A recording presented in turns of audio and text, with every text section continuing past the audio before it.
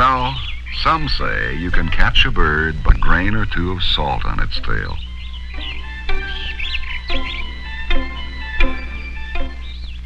Well, maybe not. But you can do just about everything else with it. You can shake it. It's in the food you eat and in the clothes wear. It clears ice from the street.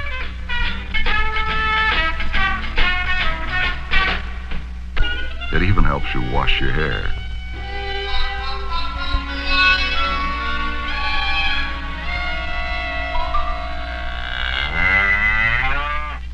It's on the farm, in industry. It's everywhere. It's ordinary. It's common. It's plentiful, too. But you know, it's amazing what a grain of salt will do.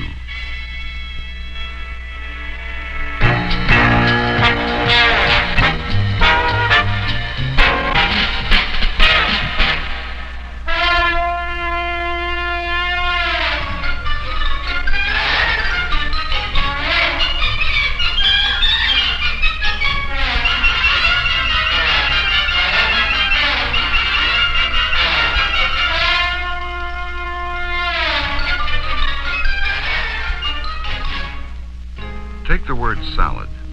It comes from the Latin sal, which means salt. Need something, does it? Well, with a grain of salt, we season our salads.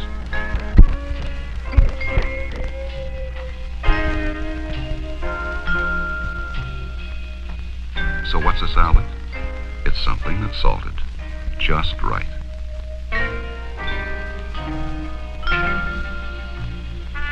And celery, that word too comes from this mineral, because Imperial Rome paid its soldiers with salarium, salt.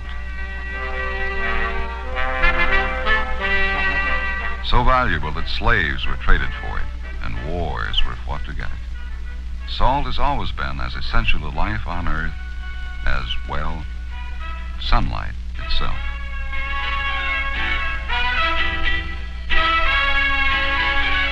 One of the earliest known methods of getting salt was to use the evaporating power of the sun on salty seawater.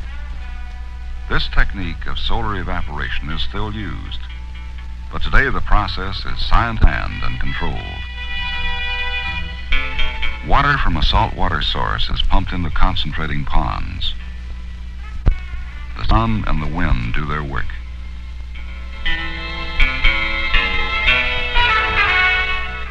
And when the concentration of salt reaches 27%, the brine moves on into crystallizing ponds.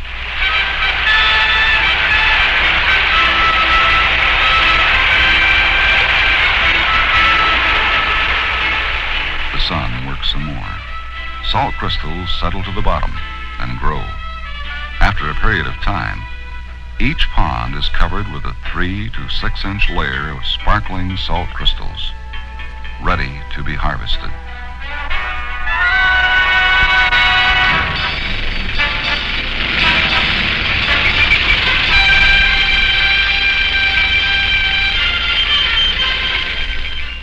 Like giant razors, these machines shave away and pick up the salt from the top of the bed.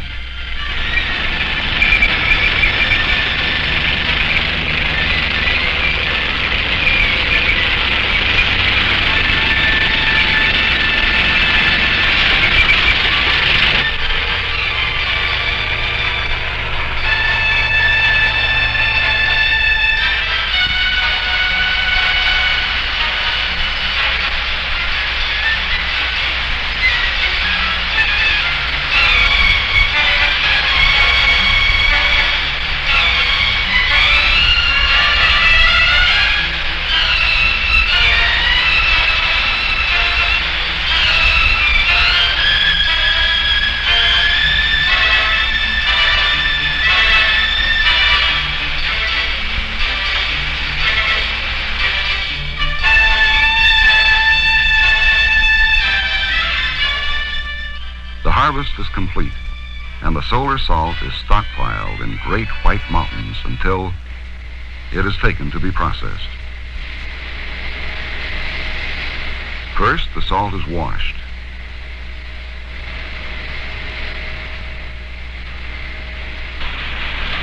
Then, in the heat of gas-fired kilns, at 300 degrees Fahrenheit, it is dried. From here, the salt goes on for further processing to produce various commercial grades of pure solar salt. There is enough salt in the sea waters of the world to make 14 continents the size of Europe out of solid salt. But not everyone has a salty sea and sunlight in his backyard. And it may be more economical and efficient for some people to get their salt from underground mines. The salt here is the gift of a shallow, warm, forgotten sea of some 400 million years ago.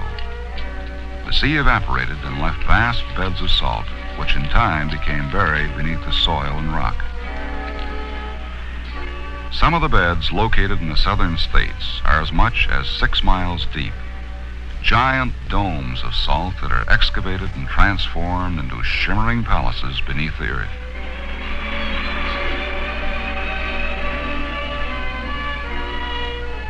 The rooms are 75 feet high, made of nature-pure salt. So beautiful that in some European mines, these salt cathedrals have been used as places of worship ever since the Middle Ages.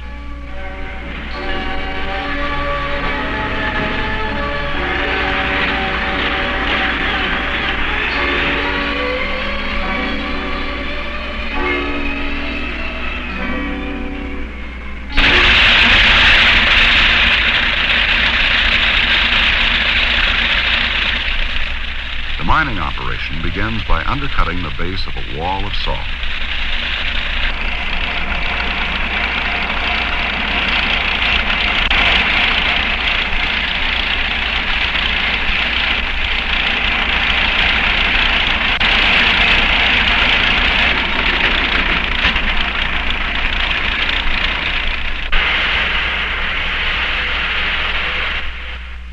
The surface of the wall is then drilled so that demolition charges can be placed.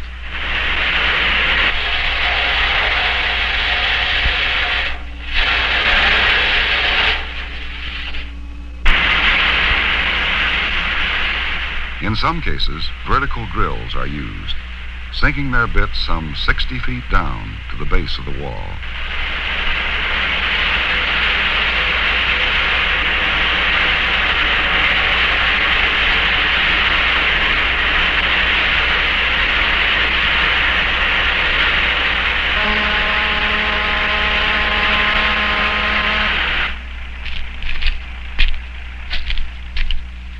A salt mine, contrary to rumors out of Siberia, is really a pleasant place to work.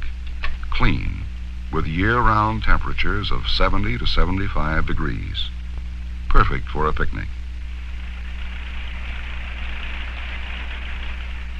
Salt, by the way, is the only rock eaten by man.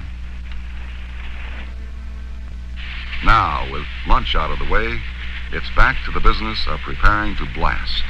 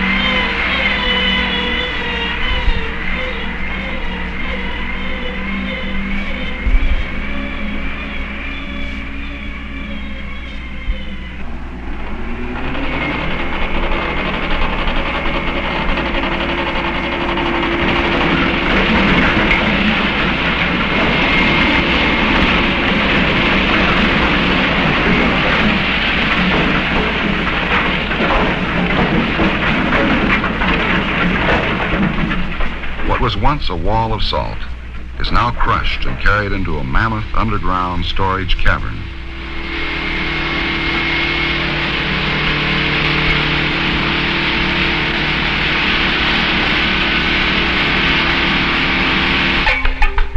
After refining, some of this rock salt goes on to be packaged for specific uses.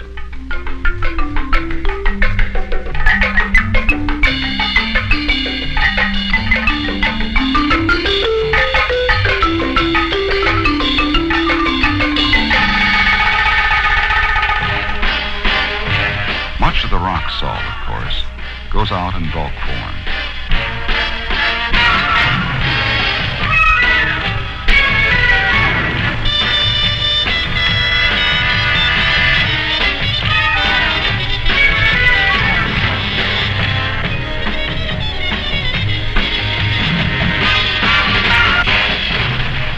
The color was picked up when Prussian blue was added to keep the salt from caking. Millions of tons of this rock salt are stockpiled throughout the country in preparation for the winter months when ice control problems may arise. Millions of tons taken from mines deep in the earth to serve the needs of man.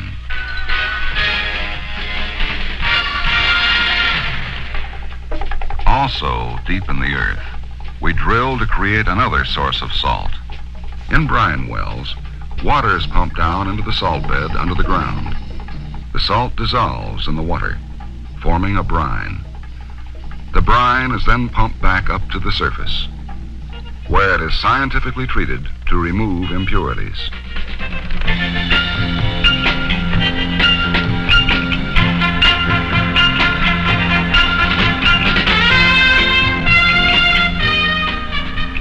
Then the salt-rich brine moves to these giant pressure cookers called vacuum pans.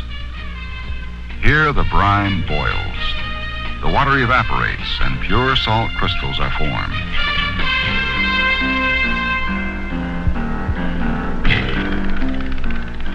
From the vacuum pans, the crystals flow onto a rotary filter. Then giant screens get into the act, gyrating and dancing, separating the salt into various sizes. After further screening and testing, this cube-shaped product of modern technology becomes the granulated substance that we commonly see as table salt.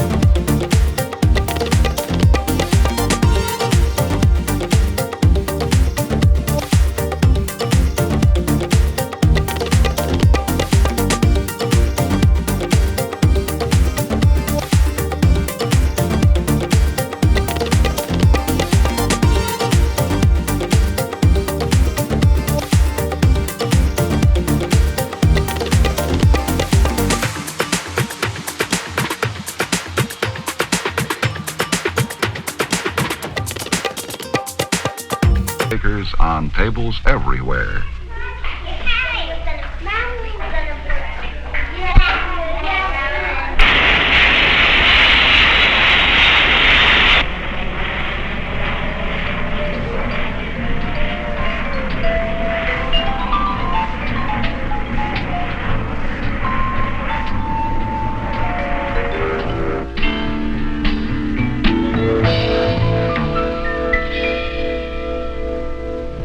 Table salt is, oh, but wait. Maybe you don't like ordinary table salt for everything. What's your problem? You're in the pretzel business. And ordinary salt won't stick too well, will it? Try this special pretzel salt.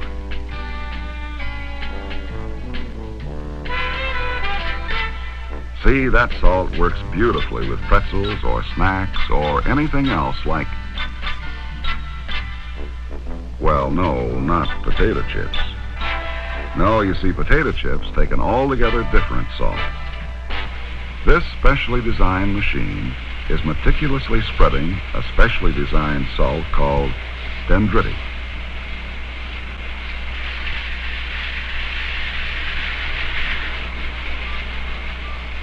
Dendritic salt is not a cube. It's not even a flake. It's a new shape, the shape of a little star. Under the controlled conditions of a modern vacuum pan operation, science has discovered how to grow salt in this new form. It not only clings to potato chips, but it also has other properties.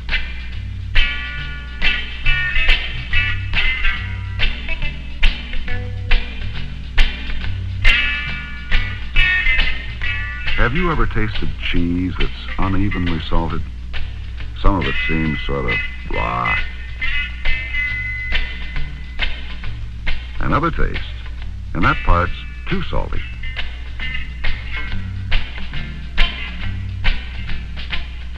Now, with dendritic salt, this problem is taken care of because dendritic blends smoothly and evenly.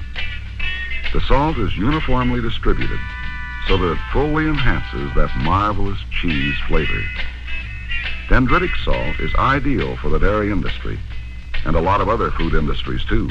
You see, salt is not just salt. Oh, to begin with, it is. Whether it comes from solar evaporation or mines or brine wells, it's all sodium chloride, salt. But when 20th century know-how takes over, salt becomes a great problem solver. Here's a problem, and what a problem it can be.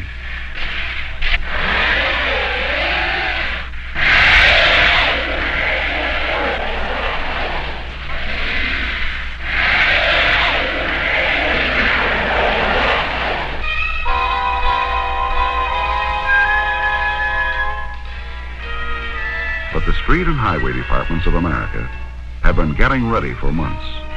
Their major weapon is salt, of course.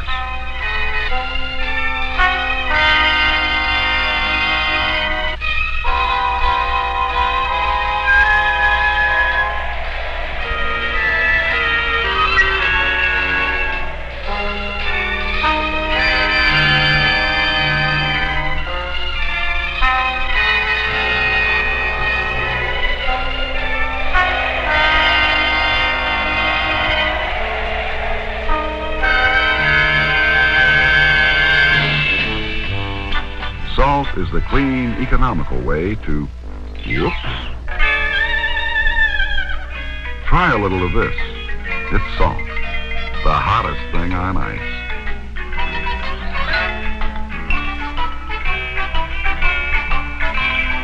Puts a spring in your step, doesn't it?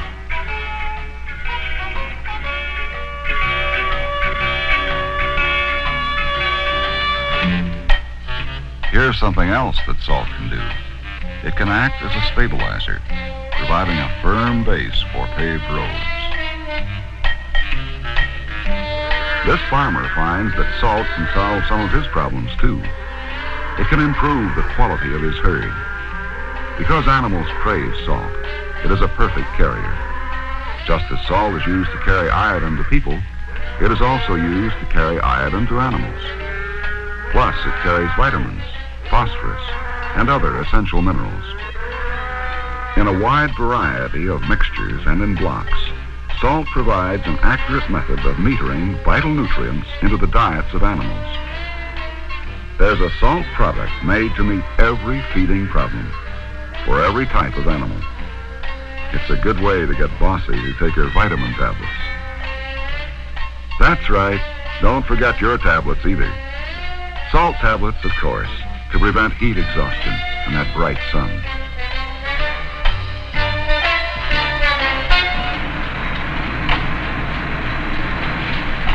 Here are some other salt tablets. This machine is producing them at the rate of 1,000 a minute.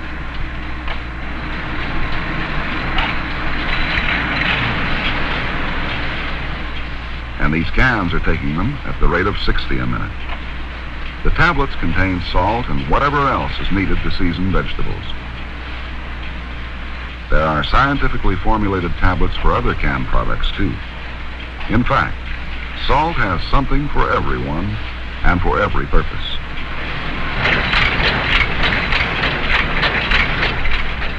This canned corn gets its salt in a very unusual way. It's squirted in the form of brine from this machine.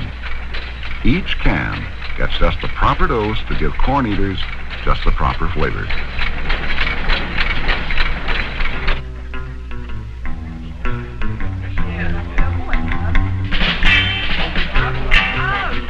Now bread, on the other hand, gets a vitamin-fortified baking salt. Meat gets a special meat processing salt. And margarine, well, margarine, like peanut butter and salad dressing and many other foods, has a particularly delicate flavor balance. The flavor is so delicate that the salt in one of these products cannot contain even the slightest traces of copper or iron. These impurities will change the flavor of foods, and they will also change the color of a flame. Copper turns the flame green.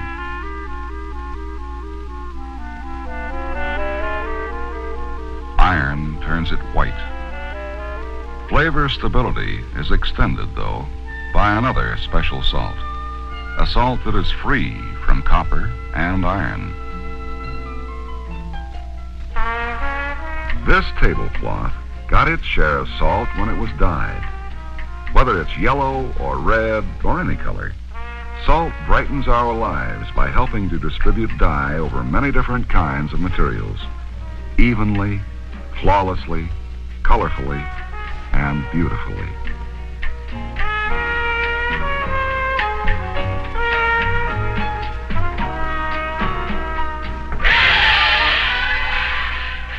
Popcorn, anyone? It gets a special popcorn salt. Good. Makes you thirsty, too, doesn't it?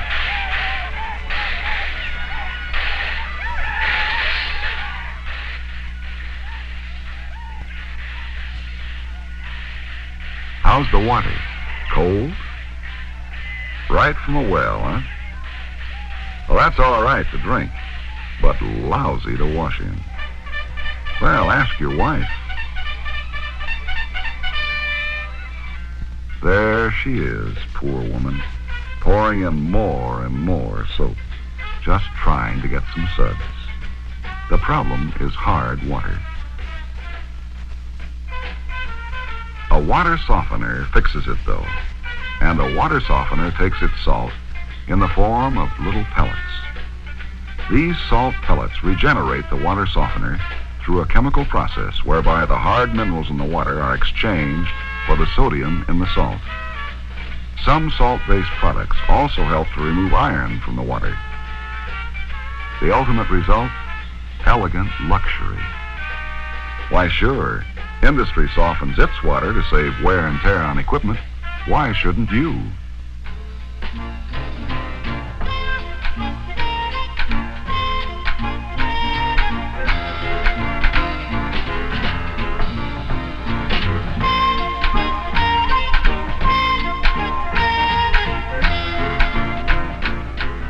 Thanks to salt, it's a clean, soft water life every day. And thanks to salt, it's a dynamic life, too. This is heavy industry. It takes its salt in big doses, in mammoth tanks of salt brine. Run an electric current through the sodium chloride solution, and an industrial revolution begins. The flow chart is endless. First, you get chlorine and sodium. Mix in other chemicals, and then you get sodium sulfate, calcium carbonate, benzene, sodium bicarbonate, calcium chloride, hydrochloric acid, carbolic acid, and so on and so on and so on. These chemicals go into the making of the tires for your automobile. They're used to make that nice, shiny paint, and the simonized wax that protects it. They're used to help refine the oil in motors. These byproducts of salt are used in the making of fumigants and soil conditioners and insect sprays. They go into aluminum and into paper. Chemical derivatives of salt help make plastics. They purify pools.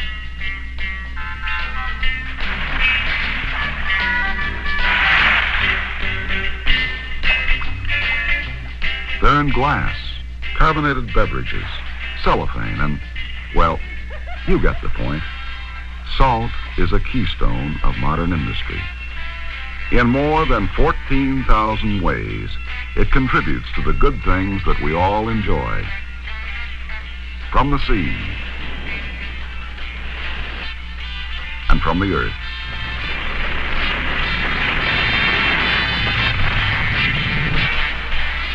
Salt comes to us in plentiful supply. It comes in many different forms and in many different shapes, in many different packages. It is common and inexpensive. Yet, in some parts of Africa, it is still used as money. Everyday sodium chloride, so ordinary, yet so unique, that modern research laboratories are constantly uncovering new ways to make life better, more pleasant, and more fun with a grain of salt.